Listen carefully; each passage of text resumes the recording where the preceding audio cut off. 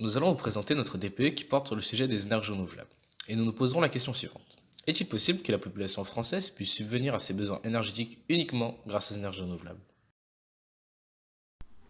Pour y répondre, nous allons tout d'abord parler de l'exploitation, du fonctionnement et des infrastructures des énergies renouvelables au niveau mondial ainsi qu'au niveau français. Puis nous parlerons ensuite des avantages et des inconvénients de chacune de ces énergies renouvelables. Et dans un dernier temps, nous nous intéresserons à leur viabilité en France. Mais avant cela, nous allons parler de quelques points concernant la France. En France métropolitaine, le bouquet énergétique primaire se compose de 40,4% de nucléaire, 29,1% de pétrole, 15,5% de gaz naturel, 3,7% de charbon et 11,2% d'énergie renouvelable. Le taux d'indépendance énergétique s'élève à 53%. La production éolienne a connu une hausse de 14,8% en 2017 pour atteindre 24 TWh. Suivent la production photovoltaïque, 9,2 TWh en 2017, dont la part dans le mix électrique français reste limitée à 1,7% contre 1,6% en 2016, et les bioénergies, 9,1 TWh. Maintenant, nous allons vous présenter des pays dont la situation énergétique est plus avancée. Nous allons donc parler du Danemark. Il s'est fixé comme objectif d'atteindre 100% d'énergie renouvelable en 2050. L'éolien représente déjà 40% de l'énergie électrique consommée. Le charbon sera progressivement réduit pour être totalement supprimé d'ici 2030. Et la demande en électricité, comme en chauffage, intégralement couverte par les énergies renouvelables d'ici 2035. Le Danemark a également prévu de réduire ses émissions de gaz à effet de serre de 40% d'ici 2020, par rapport au niveau de 1990. Enfin, le pays a su dissocier croissance économique et consommation énergétique. Depuis 1980, la consommation d'énergie est restée globalement stable, tandis que l'activité économique du pays a pratiquement doublé, ce qui n'est pas à négliger. Son emplacement géographique et géologique permet à l'Islande d'être le premier pays consommateur d'énergie renouvelable et non polluante au monde, notamment grâce à la géothermie et l'hydroélectricité. Avec ses 200 volcans, dont 130 actifs, l'Islande possède l'une des activités volcaniques les plus importantes sur Terre, générant ainsi une énergie thermique importante que se chargent de transformer les 5 stations géothermales du pays. Grâce à ces stations géothermales, l'Islande produit la quasi-totalité de l'énergie nécessaire au chauffage urbain. 9 maisons sur 10 sont chauffées grâce à cette énergie et un peu plus d'un quart de l'électricité du pays. Le reste de l'électricité est produit grâce à l'eau issue de la fonte des glaciers. Celle-ci est transformée en énergie hydroélectrique via les 8 centrales que compte l'Islande. L'île est ainsi le premier producteur mondial d'énergie renouvelable par habitant. 55 000 kWh par an, contre 60 000 en moyenne dans les pays de l'Union européenne. La géothermie et l'hydroélectricité permettent également le développement de la pisciculture, de l'industrie agroalimentaire et de la culture sous serre. Et l'Islande ne manque pas de ressources, encore sous-exploitées. L'énergie éolienne s'annonce très prometteuse sur un territoire battu par les vents. L'énergie solaire est l'énergie transmise par le soleil sous la forme de lumière et de chaleur. Cette énergie est inépuisable à notre échelle, ce qui lui vaut d'être classée parmi les énergies renouvelables, et ce, même si le soleil disparaîtra un jour. L'énergie solaire peut être utilisée directement par l'homme pour s'éclairer avec par exemple des fenêtres ou des poules lumière, pour se chauffer et cuisiner avec des chauffe-eau solaires ou des fours solaires, et pour produire de l'électricité par l'intermédiaire de panneaux photovoltaïques. L'énergie éolienne désigne l'énergie cinétique véhiculée par les masses d'air, c'est-à-dire les vents, autour de notre planète. Il s'agit d'une énergie renouvelable de plus en plus utilisée pour produire une électricité verte à grande échelle. Les principales formes de l'énergie de biomasse sont les biocarburants pour le transport, produits essentiellement à partir de céréales, de sucre, de l'agine et d'huile usagée. Le chauffage domestique, alimenté au bois, et la combustion de bois et de déchets dans des centrales produisant de l'électricité, de la chaleur ou les deux. C'est une source d'énergie tirée de ce qui pousse et de ce qui vit. L'énergie hydraulique est l'énergie fournie par le mouvement de l'eau sous toutes ses formes, comme les chutes d'eau, les cours d'eau, les courants marins, la marée ou les vagues. Et ce mouvement peut être converti en énergie électrique dans une centrale hydroélectrique. La biomasse représente l'ensemble de la matière organique. Cette matière organique est la matière qui compose les êtres vivants et leurs résidus ayant pour particularité d'être toujours composés de carbone. La biomasse peut être utilisée de différentes manières. Elle peut être convertie en électricité, Une centrale biomasse produit de l'énergie électrique à l'aide de la chaleur dégagée par la combustion de résidus végétaux, de déchets ménagers, ou de biogaz qui est issu de la fermentation de déchets, soit l'ensemble de la matière organique. Le combustible va être transporté dans la chaudière, puis dans la chambre de combustion. Le combustible va donc brûler et créer de la chaleur qui va être transmise à des tubes remplis d'eau. Une fois l'eau chauffée, elle va être transportée dans un ballon dans lequel elle va se transformer en vapeur. Cette vapeur va faire tourner une turbine qui fait elle-même tourner un alternateur. À l'intérieur de celui-ci, les électroéléments du rotor, la partie mobile, va rentrer en contact avec les bobines de fil du stator, la partie fixe, ce qui va créer un courant électrique. Une fois cela fait, un transformateur va élever la tension de ce courant à 225 000 ou 400 000 volts pour qu'il puisse ainsi être transporté facilement dans les lignes à très haute tension du réseau. Parlons maintenant de la méthanisation. C'est le processus de fermentation de la matière organique végétale ou animale dans un milieu dépourvu d'oxygène. Anaérobie. Cette réaction produit du biogaz composé de méthane, entre 50 à 70%, et de dioxyde de carbone. Le méthane étant inflammable, il suffit donc de brûler le biogaz pour produire de la chaleur ou de l'électricité. La méthanisation et l'utilisation du biogaz permettent à la fois de réduire le volume de déchets et les émissions de gaz à effet de serre en valorisant le méthane dégagé lors de leur décomposition. Récupérer l'énergie dégagée par la décomposition des déchets organiques pour produire de la chaleur ou de l'électricité. Ce processus est appelé valorisation énergétique. Abordons maintenant les agrocarburants. Ce sont des carburants produits à partir de matériaux organiques non fossiles provenant de la biomasse et qui viennent en complément ou substitution du combustible fossile. Les biocarburants de première génération. Il existe actuellement deux filières principales. La filière huile et dérivés, comme l'huile végétale carburant, le biodiesel ou biogazole, mais aussi les graisses animales ou ces acides gras divers, comme les algues. La filière alcool, comme le bioéthanol, créé à partir de sucre, d'amidon, de cellulose ou de lignine hydrolysée. D'autres formes moins développées, voire simplement au stade de la recherche, existent aussi. Comme les carburants gazeux, ce sont les biogaz carburants ou dihydrogène, ou encore les carburants solides. La production des biocarburants de première génération pose certains problèmes, notamment sur le changement de culture des terres. Lorsque les plantes nécessaires à la fabrication des agrocarburants sont cultivées sur des champs qui étaient auparavant occupés par des prairies ou des forêts, le bilan de gaz à effet de serre des biocarburants peut s'avérer négatif. Pire, dans certains pays, notamment en Amérique latine, la culture de ces plantes peut entrer en concurrence avec la production alimentaire. C'est pour éviter cela que d'importants travaux de recherche sont en cours afin de mettre au point des agrocarburants que l'on nomme de seconde génération, c'est-à-dire les biocarburants de deuxième génération. Ils sont produits non plus à partir de plantes cultivées spécialement pour devenir des biocarburants, mais à partir de résidus agricoles, de ressources forestières ou de déchets organiques. Leur bilan en gaz à effet de serre se promet donc d'être bien meilleur. Et surtout, ils ne risquent pas d'entrer en concurrence avec les cultures alimentaires. Les premières gouttes de ce carburant prometteur devraient sortir très prochainement. Plus futuriste encore, les agrocarburants produits à partir d'algues microscopiques, les biocarburants de troisième génération, qui produisent naturellement des hydrocarbures, sont actuellement en étude dans les laboratoires. Ce biocarburant de troisième génération ne causerait aucune déforestation massive, ni de concurrence avec les cultures alimentaires. Nous allons donc parler maintenant de l'énergie éolienne. Dans un premier temps, nous allons parler du vent, qui est la source de cette énergie. Le vent, c'est l'air qui se déplace à cause des différences de température et de pression dans l'atmosphère. En effet, l'air chaud est plus léger que l'air froid. C'est pourquoi, quand le soleil chauffe la mer ou le sol, l'air qui se trouve juste au-dessus se réchauffe, s'allège et monte en poussant l'air froid qui est plus haut. L'air froid, plus lourd, descend et vient remplacer l'air chaud, puis se réchauffe à son tour, et ainsi de suite. En plus, comme la Terre est ronde, le Soleil ne distribue pas partout de façon égale la chaleur, et celle-ci n'est pas absorbée de la même manière par la mer ou par le sol. Toutes ces différences font que les masses d'air se déplacent verticalement et horizontalement.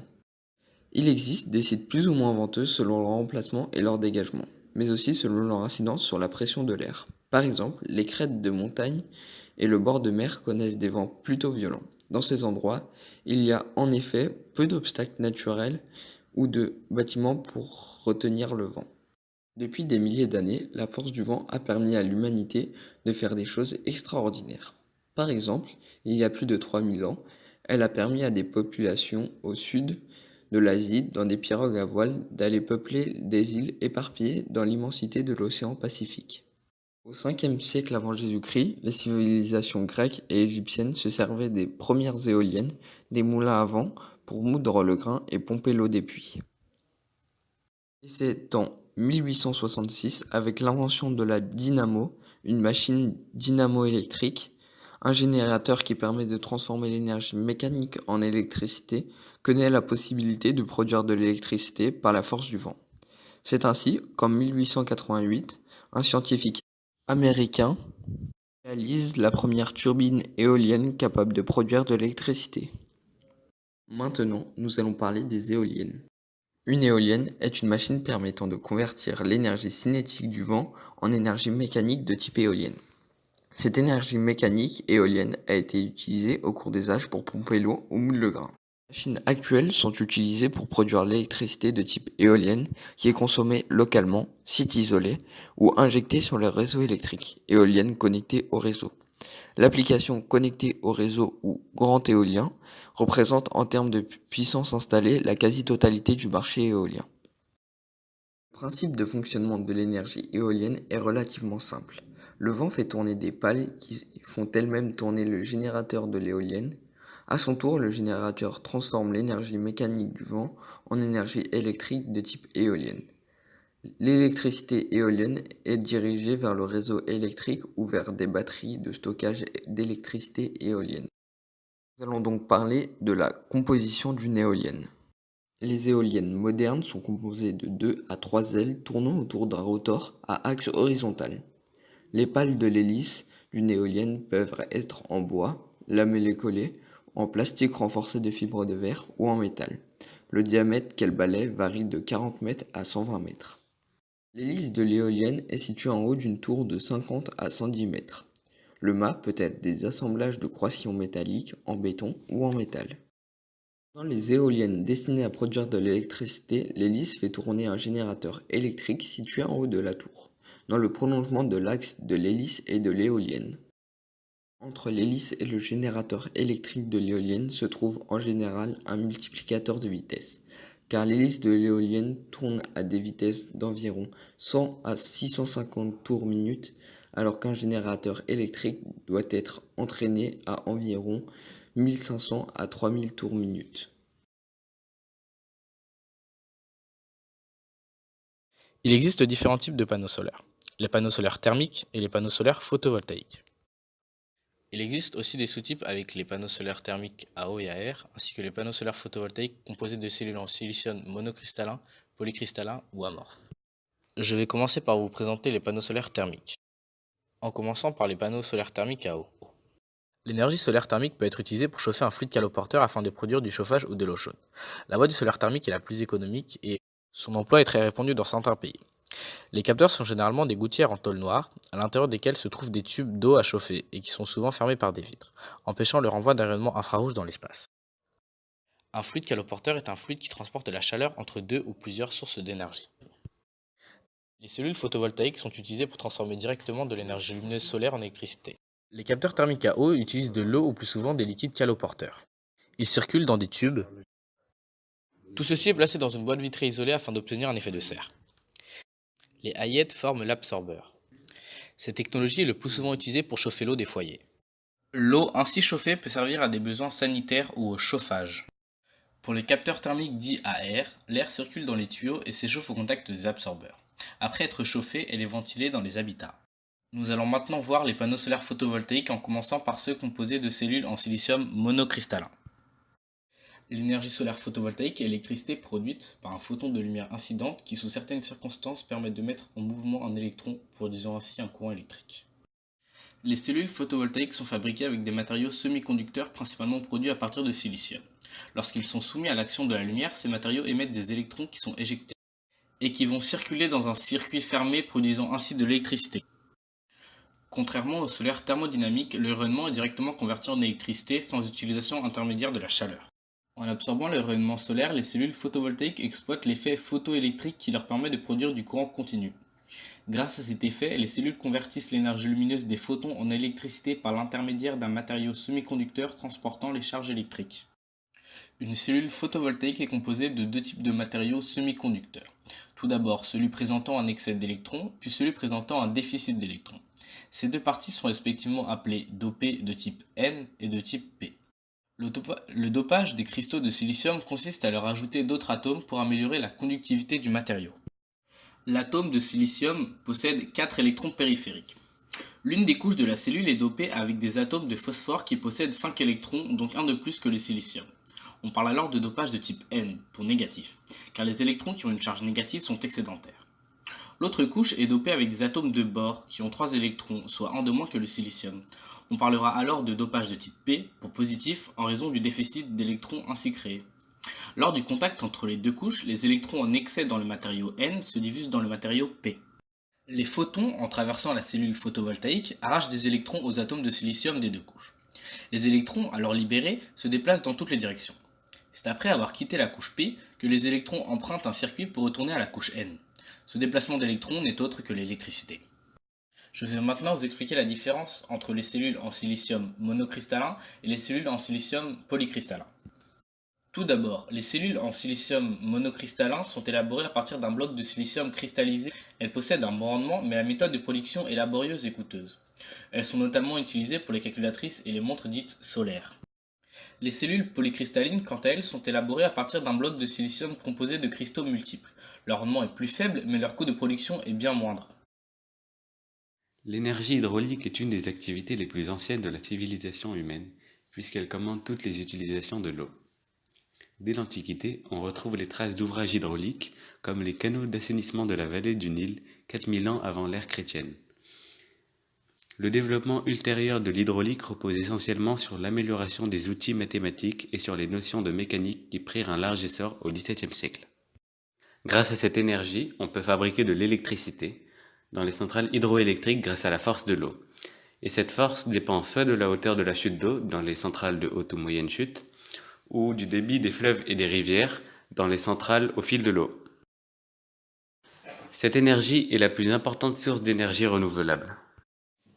Une centrale hydraulique est composée de 3 parties.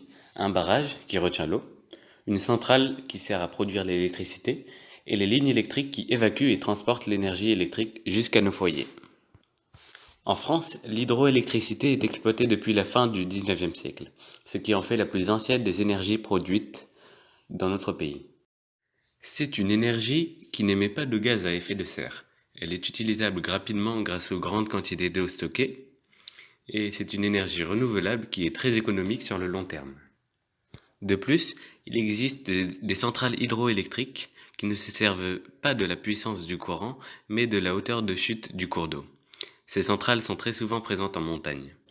Le fonctionnement de ces centrales est le suivant. Un barrage effectue une forte retenue d'eau, mais dans ce barrage va être placée une conduite forcée permettant de réduire considérablement la surface de l'eau, ce qui augmentera très fortement la pression et ainsi fera tourner les turbines qui entraînent les alternateurs permettant de transformer l'énergie hydroélectrique en électricité.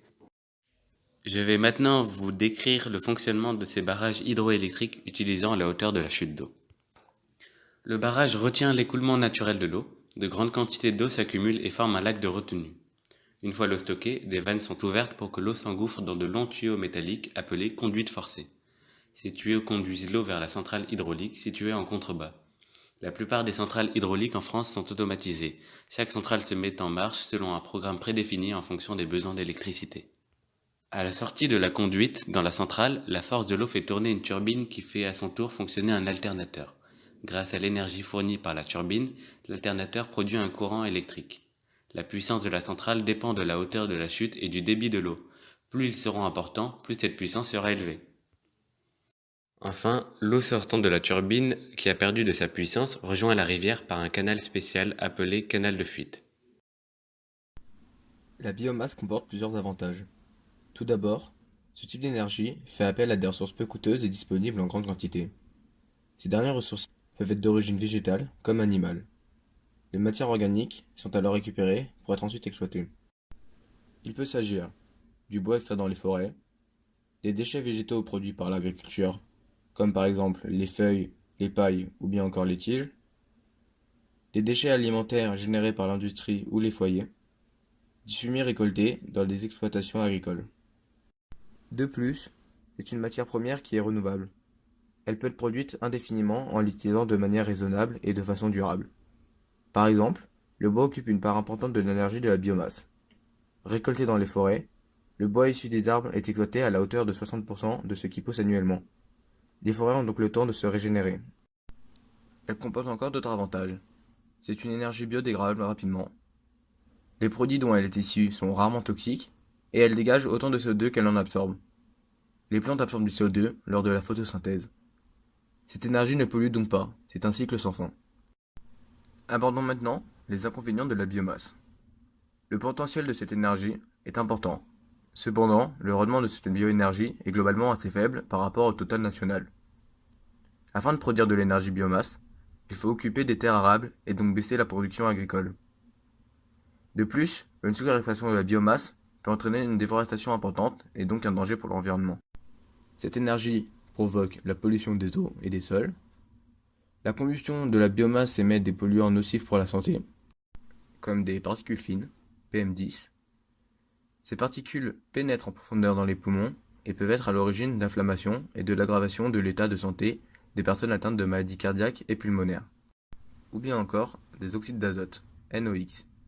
L'exposition à ces oxydes d'azote peut détériorer la condition respiratoire. Les oxydes d'azote favorisent des problèmes respiratoires, une hyperactivité des bronches chez les asthmatiques et une augmentation de la sensibilité des bronches aux infections microbiennes chez les enfants. La combustion de la biomasse émet aussi des hydrocarbures aromatiques polycycliques, HAP. L'exposition à ces hydrocarbures se traduit par un risque de développement de certains cancers. Nous allons donc parler maintenant des avantages de l'éolien en 2018. Tout d'abord, l'énergie éolienne est une énergie renouvelable qui ne nécessite aucun carburant. Elle ne crée pas de gaz à effet de serre, ne produit pas de déchets toxiques ou radioactifs. Elle lutte donc contre le changement climatique et participe au maintien de la biodiversité des milieux naturels. De plus, l'énergie éolienne est une énergie qui ne dégrade ni la qualité de l'air, ni les eaux, ni les sols. Pour installer des éoliennes sur des terres agricoles, seulement 2% du sol est requis. L'autre partie peut donc servir aux agriculteurs pour cultiver ou encore pour l'élevage. La production d'électricité éolienne suit notre consommation d'énergie. Le vent souffle plus souvent en hiver, cette saison étant celle où la demande d'électricité est la plus importante.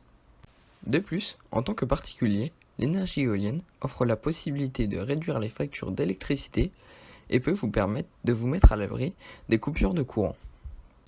Toutes les autres activités, telles que l'agriculture et l'industrie, peuvent continuer autour d'un parc éolien. Néanmoins, l'éolien a aussi des inconvénients.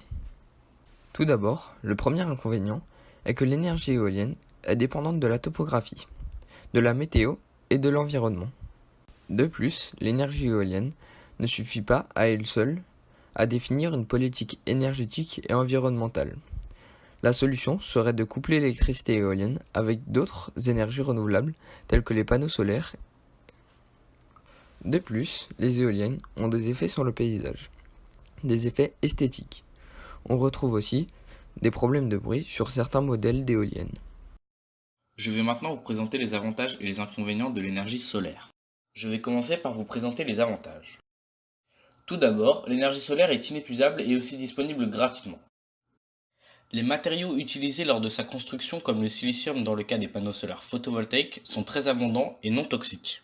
Les panneaux solaires possèdent une longévité non négligeable de plus de 20 à 30 ans. L'énergie solaire est non polluante. En effet, ses composants sont à 96% recyclables en moyenne, il n'y a aucune émission de gaz, aucune utilisation de carburant, aucun déchet n'est rejeté et aucune pollution sonore n'est engendrée. L'énergie solaire peut être utilisée aussi bien en ville qu'en campagne, et elle peut répondre à n'importe quel besoin énergétique, aussi bien pour le chauffage que pour l'alimentation des appareils électriques. De plus, ils demandent peu d'entretien et sont résistants aux aléas climatiques. Je vais maintenant vous présenter les inconvénients de l'énergie solaire. L'inconvénient majeur de l'énergie solaire est le prix de l'installation de ces panneaux. En effet, en moyenne, le prix de l'installation d'un panneau photovoltaïque s'élève à 13 500 euros, toutes taxes comprises. Dans ce prix sont compris les fournitures, la pose et le raccordement. Le tout pour une production de 330 kWh par an. Le rendement peut aussi varier suivant les saisons et le niveau d'ensoleillement. Et ce dernier diminue aussi au fur et à mesure des années. Je vais maintenant vous expliquer les avantages de l'énergie hydraulique. En raison du cycle de l'eau, la disponibilité de l'eau pour générer de l'énergie électrique est presque inépuisable. Pour cette raison, l'énergie hydraulique est une source d'énergie renouvelable à haute efficacité énergétique. C'est une énergie propre, elle ne produit pas d'émissions toxiques, contrairement à l'énergie fossile au cours de son fonctionnement. Les centrales hydrauliques ont aussi généralement une durée de vie économique plus longue que les centrales électriques utilisant des combustibles fossiles. Les coûts d'exploitation sont faibles car les installations sont automatisées et nécessitent peu de personnel pour un fonctionnement normal. Cependant, l'énergie hydraulique présente aussi quelques inconvénients. Les effets de la construction d'une centrale hydroélectrique dans l'écosystème varient en fonction des caractéristiques du lieu.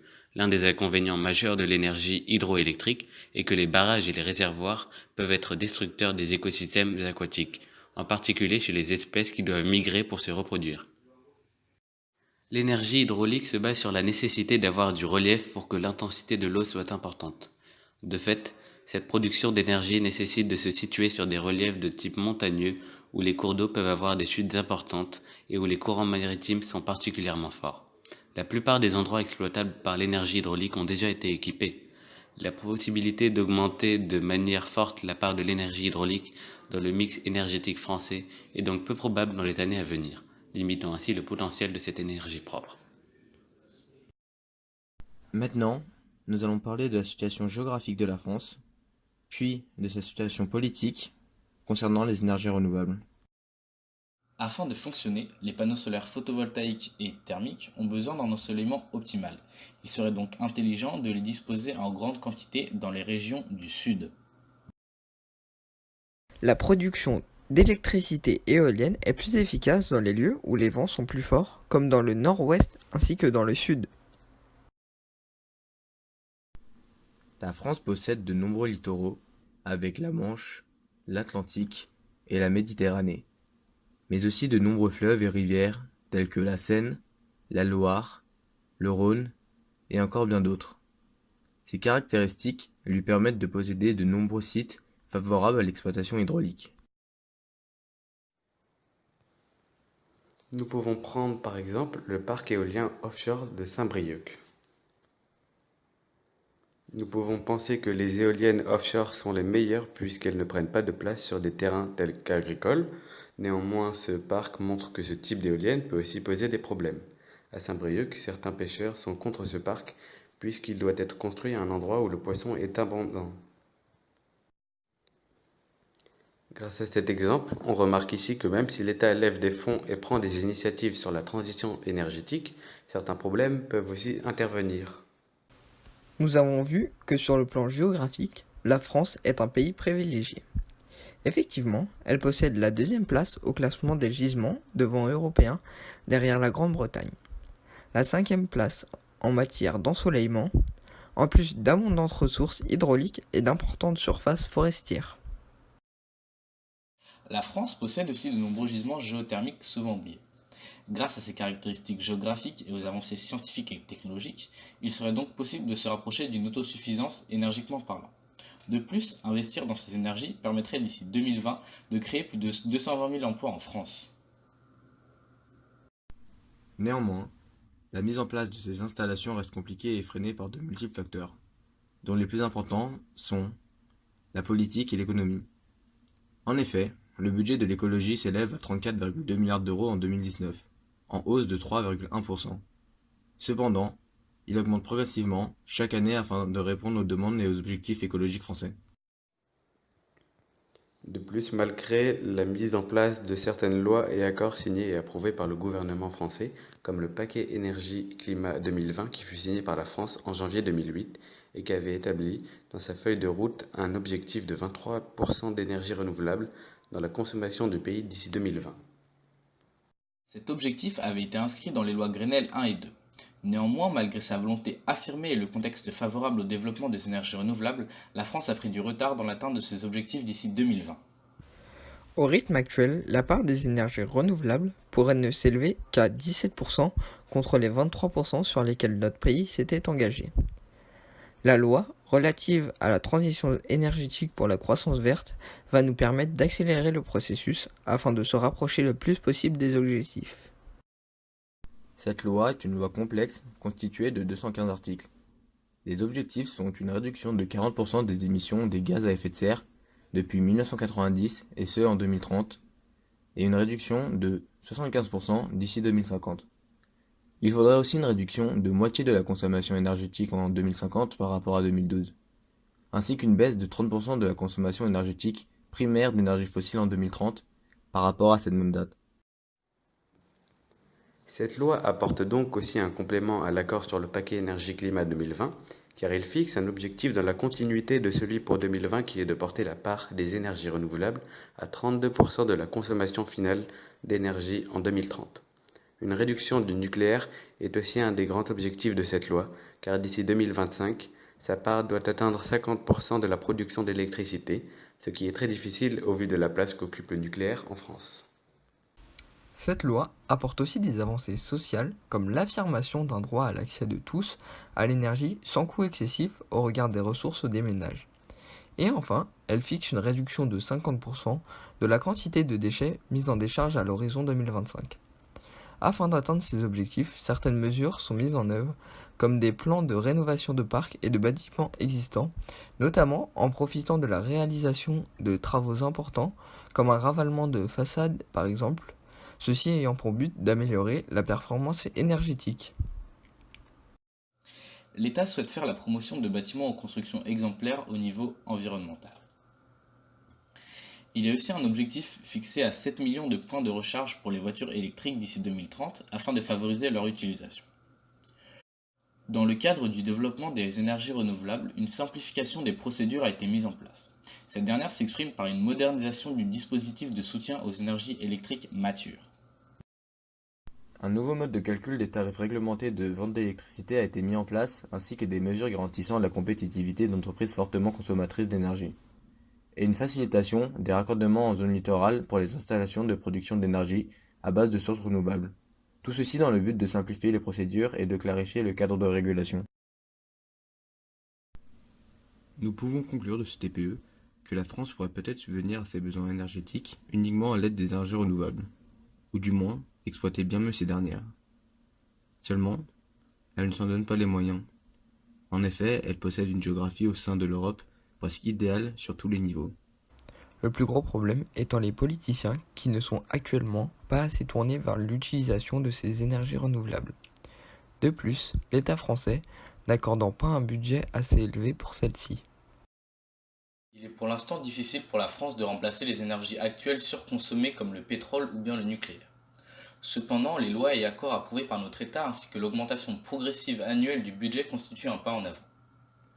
Ils encouragent et amorcent une réduction de l'utilisation d'énergies polluantes et non respectueuses de l'environnement au profit d'énergies vertes. Le fait d'avoir fixé des objectifs dans cette lutte environnementale montre une réelle volonté de changement. Cependant, seul le temps nous montrera si ces objectifs seront oui ou non atteints et si les moyens déployés pour les mettre en place auront été suffisants. Cependant, la réussite ou l'échec ne dépend pas seulement du gouvernement. En effet, comme nous vous l'avons expliqué, des conflits entre différents groupes défendant chacun leur intérêt et en faisant passer l'écologie au second plan peuvent subvenir en freinant ainsi les avancées écologiques.